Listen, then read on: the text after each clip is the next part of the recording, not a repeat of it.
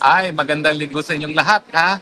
Sana kayo ay nakapagpahinga, nakapagsimba, at recharge para sa panibago na namang linggo. Well, narito po ako ngayon sa tinatawag na The Bazaar. Dito po to sa labas ng Amsterdam. Ito po ay parang Divisoria. Lahat mabibili mo rito at ngayon nasa fast food kami para magkaroon ng early lunch kasi umalis kami ng dahig wala pang agahan. So maganda naman po dito, karamihan ng mga shop owners ay mga Bombay, at mga Chinese. Pero ako talaga, hindi ako nahilig talaga sa Indian food. So aking tinanghalian, Chinese food pa rin. Mura by standards dito sa Europe, 10 euros, tatlong ulam at isang kanin. So actually, mahal pa rin yun kasi 10 euros is, kano ba yung 10 euros? Times 650. 65. 650 pa rin, mantakin mo, isang tanghalian pala, 650. Yan ang pinakamura dito sa Europe. Pero wala tayong magagawa, ganyan talaga. Kaya ako, luto ng luto. Anyway, kanina kasi, minakausap ako na kaibigan ko pa mula nung prelo. At ang sabi niya, abay, mukhang si Marcos daw ay naghaharap ng legacy. At mukhang tutuluyan daw talaga yung mga dambuhala na lumamon ng flood control projects. Sabi ko, teka. Bakit gagawin niyang legacy yan? Sa may kasalanan to begin with. Alam niyo ba, ang estimate nga, 2 trilyones ang ating linustay sa flood control for the past so many years, from 2011 hanggang ngayon. Pero kalahati nun, 1 trillion and winaldas at linamon lamang ng mga buhaya sa panahon ni Marcos Jr. Mantakin niyo yan. 1 trilyon sa 3 taon na nakalipas, linamon ng mga congressman at senatong at ang kanilang mga kakuntsabang mga contractors. Now, ang sabi pa, abay, 36% na lang pala ang natitira sa budget ng gobyerno na nakalaan sa flood control. Kasi yung project proponent na congressman at saka senatong, meron na kaagad 25%. Siyempre, bibigyan mo pa yung mga bidding award committee, bibigyan mo pa yung mga taga-DPWH, bibigyan mo pa yung para sa taxes, ang natitira na lang sa proyekto, 36% kung meron pa silang gagawin. Pero gaya na aking nasabi dati, kapag flood control kasi, yan ay drainage, yung kumbaga, yung pag-aalis sa mga bara sa mga drainage, at saka yung desilting, no? At dahil dito nga, sabi nga ni Ramon Ang, nako, kami lang gagawa niyan, 5% lang ng budget ng gobyerno ang kinakailangan namin para magawa ang trabaho. Kasi ang kinakailangan mo lang naman talaga dyan, yung parang backhoe na magdidisil at tatanggal ng mga barabara sa lahat ng mga estero at mga waterways sa bayan natin. Ibig sabihin, kung hindi talaga linamo ng mga buhaya ang pondo para sa flood control, 5% lang sapat na para malutas ang problema ng pagbabaha. At natutuwa naman ako na ngayon na si Cardinal Tagle ay nagsalita na rin, no? Na talagang kasalanan itong ginagawa nila na paglamo ng flood control, na meron naman pera talaga ang gobyerno, kaya lang hindi napupunta sa dapat puntahan. So, kung totoo na maglilitis at paparusahan ni Bongbong Marcos itong mga lumamon sa flood control projects, kasama na dyan yung sa Bulacan, na lately lamang ay tinanggal yung district engineer dahil nga napakalaking mga halaga palang flood control project na nakalaan dyan sa Bulacan na hindi naman nagre-resulta sa pag-ibsan ng problema sa pagbabaha. Tama ba na ito magiging legacy ni Marcos Jr.? Tingin ko hindi. Unang-una, kalahati ng 2 trilyon, 1 trilyon. Nalustay sa kanyang termino na 3 taon pa lamang.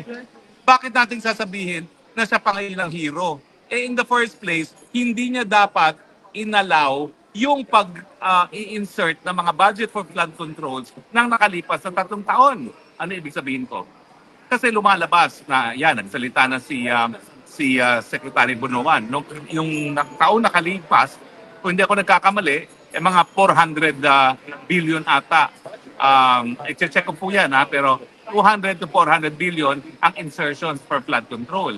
In the first place, nung tinangka gawin niya ng mga congressman nung panahon ni Tatay Digong, nung speaker si Gloria Macapagal Arroyo, anong ginawa ni Tatay Digong?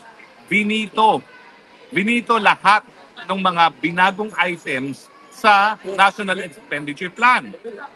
Ulitin ko po kasi National Expenditure Plan, ang gumagawa niyan, DBM, ang executive, ang presidente, sinusumite sa Kongreso. Now, nung panahon ni Tatay Digong na naging swapang ang mga congressman, binago at naglagay sila na kung ano ng mga proyekto at marami pa yung mga tinatawag na for later release. Kasi yan yung mga proyekto na mapupondohan lamang kung magkaroon ng pondo ng gobyerno. Pero nangyayari dyan, pinapalitan ng mga congressman at senatong yung budget talaga na ginawa ng Malacanang para mapunta sa kanilang mga distrito. At ang paborito nga nila ay flood control. So nung panahon ni Tatay Digong binito, ang tanong ko, bakit ka nagbulag-bulagan? Alam mo naman, Marcos Jr., kung paano at ano yung mga hiningi mong budget para sa flood control at iba't ibang mga proyekto. Eh bakit ka pumayag na kalahati yung 1 trillion na yan, eh rene-align at in-insert para sa mga flood control projects? Pwede mo namang i-veto yan. So wag kang magmalinis ngayon dahil ikaw ang dahilan kung bakit nalamon ang 1 trilyon sa nakalipas na 3 taon ng iyong termino. Dahil kung binito mo yan at meron ka na makapangyarihan magbito, hindi nagtagumpay ang mga buwaya na lamunin ang mga pondo na nakalaan sa flood control. Di ba? Ngayon sa sinasabi mo, ibibito mo kapag pinakailaman nila ang budget. Hindi ba too late na hero na yan? At budget yan for 2026? Sa totoo lang, isang budget na lang ang hihingin mo eh. Kasi in 2028, ibang presidente na eh. Ngayon ka pa ba gagamitin mo ang veto power para maiwasan yung paglamon ng pondo ng bayan? Ang totoo niyan, nagbulag-bulagan ka. Kasi sino ba yung mga top contractors na lumamon? Sasama dyan ang magkapatid, nako, na talagang napakalapit, hindi lang kay Romualdez, kundi sa'yo. Dahil ako, testigo na nung eleksyon, ginagamit mo talaga yung helicopter ng mga ko, ni Zaldico. Diba? Na nung tayo ngayon nagpunta doon sa, saan ba yun? Sa Abra, ikaw lang ang nakatawid papunta ng Kalinga. Bakit? Kasi yung Agusta helicopter, yun yung pinakamahal na helicopter na pag-aari ni Zaldico, yun lang ang pwedeng tumawid. Dahil siya meron siyang radar capability. Lahat ng mga sinasakay namin mga helicopter, visual lamang. Kapag cloudy, hindi na makatawid. Oh, kung ikaw talaga ay sincero sa iyong pangako, ang una-una mong imbestigahin, yung pinakamalapit sa iyo at siyempre yung naging chairman ng Committee on Appropriations. Yang 3 taon na kung saan 1 trilyon ang nalamon sa flood control, iisa lang ang naging chairman ng Committee on Appropriations, Zaldico, na malapit sa iyo. So wag kang magmamalinis, Marcos Jr. ha? Ikaw ang punot dulo kung bakit nalamon ang pondo ng bayan para sa mga flood control projects na yan dahil pinayagan mo silang babuyin yung budget na ginawa ng mga profesional sa DBM. Alam niyo yung budget process, nung ako'y kongresista, ako'y sinunod ko talaga yan. Pupunta ka talaga sa Municipal Planning Office, pupunta ka sa Provincial Planning Office, pupunta ka sa Regional Planning Development Council, Regional Development Council, Provincial Development Council. Dahil dyan, nagpo-propose ng mga projects. At siyempre, pag ikaw'y magpo-propose ng project, may feasibility at merong scope of work. So, dapat dumaan sa proseso ng vetting yan. Pero dahil pinayagan mo ang mga congressman at senatong na mag-realign ng budget na wala namang basihan other than gusto nilang makalagay ng project sa kanilang distrito dahil alam nila nakikita sila at malinaw ang diskusyon ni Senator Ping Lacson kung paano pinaghahatian ang budget para sa flood control. 36% na lang natitira. Ako nga, mabuti sana kung meron pang 36% na linaan sa proyekto. Paano yung mga ghost projects na sinabi na bunuan sa Bulacan? Walang kahit anong proyekto na sinimulan. Linamon lang ang pera. Sus Mariosep. At lahat yan nagawa dahil hindi mo nga ginawa yung katungkulan na ibito ang mga realignment ng pondo. Kasi siyempre, kapag ikaw nagdagdag, ibabawasan. Wala namang dahilan, wala namang pag-aaral para suportahan yung ganyang realignment. Sunod ka lang ng sunod sa kagustuhan ng congressman dahil unang-una, inaasahan mo ang iyong pinsan na si Tambaluslos na siyang mag-aalaga ng mga congressman para nga magamit po sila laban sa kalaban mo. Yan ang dahilan kung bakit 80% ng mga congressman ay sumuporta sa impeachment ni VP Sara. Kasi gusto nila ng kwarta. Gusto nila ng insertions bukod pa dun sa mga ayuda. So sa mga taong bayan, ha? Yung mga ayuda na yan, bagamat malalaking halaga niyan, baliwala yan sa 74, ilan ba yun? 64% na kurakot sa infra. Kasi nga mantakin nyo, flood control alone, 1 trillion sa nakalipas na 3 taon lamang. Magkano yan? That's 330 billion. Eh kung 36% na lang ang natira, magkano ang linamon nila?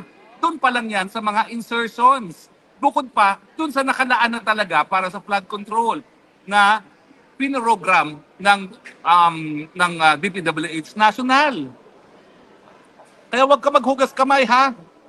Dapat lamang litisin yung mga kontratista. Pero mas importante, litisin yung mga congressman at saka mga senatong na nasa likod ng mga realignment ng mga pondong ito at kumita ng 25% di umano sang-ayon kay Ping Lacson.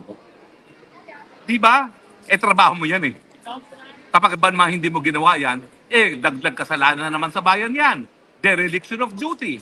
Dahil ikaw talaga ang tagapagpatupad ng batas. Pero, wag mong isipin na palibasa habulin mo sila, absulto ka na. Tanggapin mo ang responsibilidad dahil ikaw pa rin ang punot dulo, binili mo ang katapatan ng mga congressman at senatong na for sale. Bakit? Dahil gusto mong sirain ang iyong kalaban, ang mga Duterte, Inday Sara particularly. Kung wala ka namang pagnanais na tanggalin si Inday Sara bilang banta sa 2028, hindi mo kinakailangan bilhin sila sa pamamagitan ng pamimigay ng 1 trillion in flood control budget. Sinasabi mo na galit ka dyan. Magalit ka sa sarili mo. Ano ka, hilo? Ikaw ang responsable dyan. Ikaw ang dapat managot. At ngayon pa lang ulitin ko, umalis ka na sa pwesto mo. Dahil talaga namang, ano nang mangyayari sa 1 trilyon na pinaglamon-lamon ng mga walang hiyang mga politikong yan at kasagwat ang mga taga-DPWH. Diba? Hay nako. Anyway, di na po ako magtatagal. Dahil alam ko naman, pare-parehong sentimiento natin. Tama na, sobra na. Marcos Jr., ano ba yan? Lahat ito nangyari during your watch. 1 trillion na lustay. Dahil binibili mo kanilang loyalty. Maawa ka naman sa Pilipinas, magbitiw ka na. Hayaan mo nang si Inday Sara magpatuloy ng iyong termino. Dahil Inday Sara yan, lagot lahat ng mga walang ya na lumalamon sa budget. Kahit anong sabihin mo, ang mga Duterte, hindi yan kumikita sa mga proyektong infrastruktura. Never. At yan ang sabi talaga sa akin ni Tatay Digong. Hindi kinakailangang pagkitaan dyan. Okay? Hindi ko alam kung completely malinis, pero alam ko talaga, ang assurance sa akin ni Tatay Digong, hindi siya ever kumita sa mga infrastructure projects, whether be it as mayor, as congressman, or as president. Kaya ikaw, please, kung meron ka pang natitirang pagmamahal sa bayan, pwede ba? Umalis ka na sa pwesto. Mag-resign ka na. Do the nation the favor na isalba naman ng ibang tao ni VP Sara ang susunod na 3 taon. Dahil kung hindi, ako talagang kangkungan tayo pupulutin.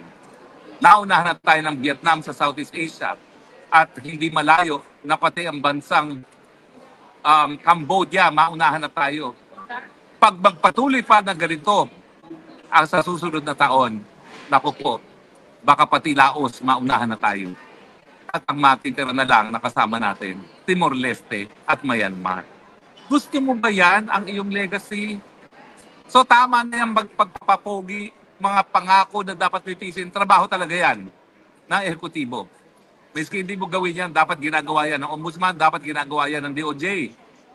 Pero ang pwede mong gawin, give us hope. Give us a second chance. Please, resign. Let Sara take over. Dahil alam ko si Sara, ibabalik ang takot sa puso at isipan ng mga buwaya sa gobyerno. Agree ba kayo o disagree? Eh kung kayo agree, please share this video and like this video. At kung hindi pa kayo sumusunod sa aking Facebook, sa aking Instagram, sa aking YouTube, at sa TikTok, please do so. Reporting live from the bazaar in Amsterdam, ito po yung spokes ng bayan, nagsasabi, I love you, Philippines. You're the only country that I have. You're the only country that I love. God bless the Philippines.